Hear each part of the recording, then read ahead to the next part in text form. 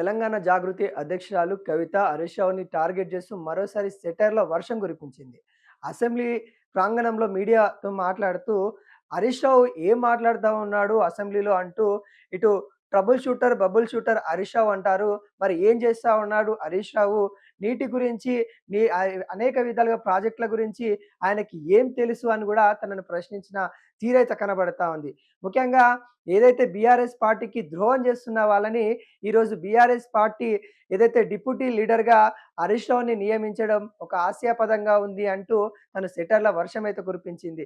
అదేవిధంగా నీళ్ళ గురించి కేసీఆర్ కంటే హరీష్ రావుకి ఎక్కువ తెలుసా? ఇటు సీఎంకి తెలుసా? ఒక మ్యాచ్ ఫిక్సింగ్ జరిగింది.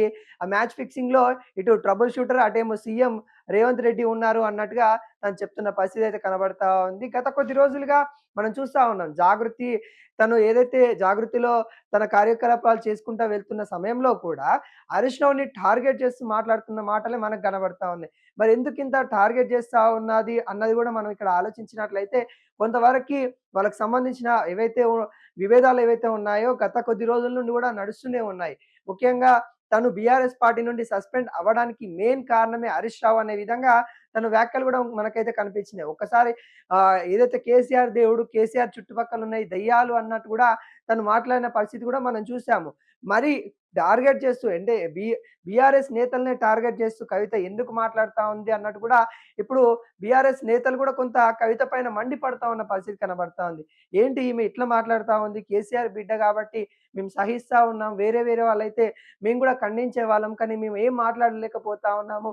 కేసీఆర్ బిడ్డే ఉండి బీఆర్ఎస్ పార్టీ పైన, బీఆర్ఎస్ లీడర్ల పైన ఎందుకిట్లా అక్కసుతోని మాట్లాడుతా ఉంది అంటూ ఇటు కవిత పైన సోషల్ మీడియాలో గూడా అనేక విధాలుగా కామెంట్లు పెడుతున్న పరిస్థితి కనబడతా ఉంది. మరి ఎందుకు ఈ వ్యాఖ్యలు చేయాల్సిన పరిస్థితి కవితకెందుకొచ్చింది అనంటే, కవిత అనేక విధాలుగా తను జనంలోకెళ్ళినప్పుడు అక్కడ జరిగిన విషయాలన్నిటికి గూడా మరి గత ప్రభుత్వంలో కీలక పాత్ర పోషించింది ఎవరు అంటే, అటు హరీష్ రావు, అటు కేసీఆర్, అటు కేటీఆర్. వీళ్ళు ముగ్గురని గూడా మనం చెప్పుకోవచ్చు. ఎందుకంటే అనేక కీలకమైన పదవులలో వాళ్ళే ఉన్నారు గాబట్టి, మరి హరీష్ రావుని ఆహ్, టార్గెట్ చేస్తా ఉంది కవిత. ఎందుకంటే ఇటు బీఆర్ఎస్ నేతలు గావచ్చు, లేకుంటే ప్రజలు గావచ్చు, ఇటు కేసీఆర్‌ని టార్గెట్ చేస్తే ఎవరు గూడా సహించరు. అటు కేటీఆర్‌ని గూడా ఆమె టార్గెట్ చేయలేకపోతుంది. ఎందుకంటే కొంత రక్తబంధం ఉంటుంది గాబట్టి, అటు కేటీఆర్‌ని గూడా టార్గెట్ చేయలేకపోతా ఉంది. ఇగ హరీష్ రావే తనకి కొంత దిక్సూచి లెక్క కనబడతా ఉన్నారు. కొంత టార్గెట్ చేస్తూ ఏదో ఒక విమర్శలు చేసుకుంటా ప్రతిసారి తన ఒక యూనిట్‌కి కాపాడుకోవాలనే ప్రయత్నం కవిత చేస్తున్నట్టు గూడా ఇక్కడ క్లియర్ కట్‌గా